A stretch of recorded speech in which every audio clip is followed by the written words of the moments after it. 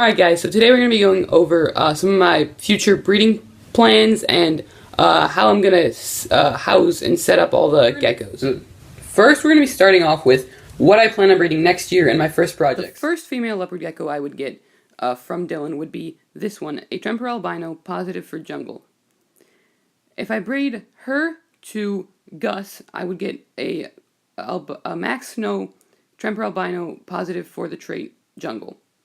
The second female I would be getting is a Tremper albino Murphy's patternless.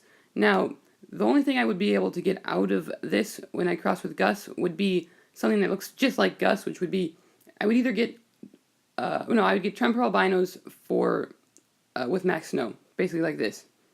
Then, one of the geckos I really want to produce, it's not a very good photo here, but would be the Super Snow Tremper albino. And if you add Murphy's patternless to it, it looks even better. So that's what I look forward to in the future. So now on to housing and racks.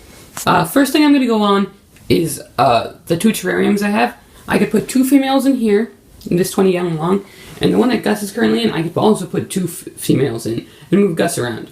So the hatchling rack would be something like this. It's not anywhere close to being completed. I got a while. I got until next breeding season.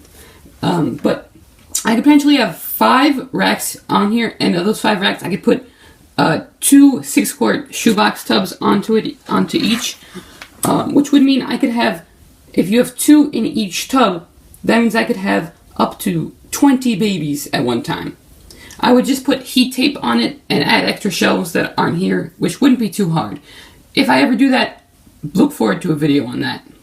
Now, we'll move on to the supposed or possible adult. Now, for the adults, it's messy right now, I'm sorry.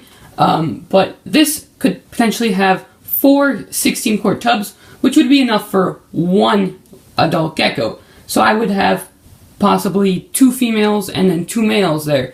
And then I could have 2 females in both of the 20 gallons, which would allow me to have 8 potentially. That's just the space I have for now. Don't plan on me having that many geckos, as this is just possibilities. I may pick up a rack at the next NARBC, but I'm not certain. Okay, so the reason I'm going to make my own racks is because for me right now, it's a lot easier with the 2 shelving units I already have. I just need to put some heat tape on them and then buy some tubs, which will only cost me about $40, I'd say about $60 in total, just to make the rack. And that's not including hides and stuff to set it all up, but like, if you look at racks, some of the professional racks cost thousands of dollars, and the smaller ones cost a couple $100, whereas this only make $100 and I can have the whole rack set up. For the thermostat, I'd probably use a Zilla thermostat for both of them, which is just $20 more. So really, it was only going to cost me about $250 or so, which is, I could get 1 rack with about, I don't know, 5 tubs for that same price.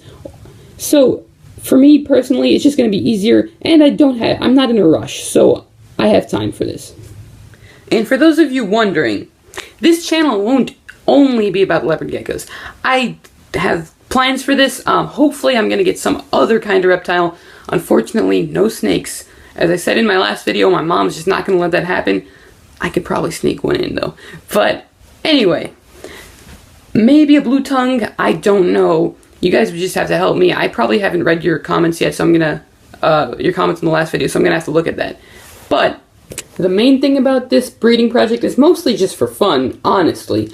Now, having 4 adults as a breeder is quite a lot, honestly. Like, that's a lot of babies I can pump out. So, really, it's more of just for fun. It's a hobby, but I'm not going to say no if anyone wants to buy them, because I'm going to have a whole lot of baby leopard geckos that I'm going to need to get rid of. So, if you guys want any, when the time comes, I'll be sure to sell any that you guys want. Also, I might just go down to a show. The All Animal Expo is close to me, which is, you guys may have seen Brian Barczyk go there a couple times. So, I don't know. Me and ADJ Exotics, the rest of us, we're going to have to figure out what we're going to do. If we're going to open up a website.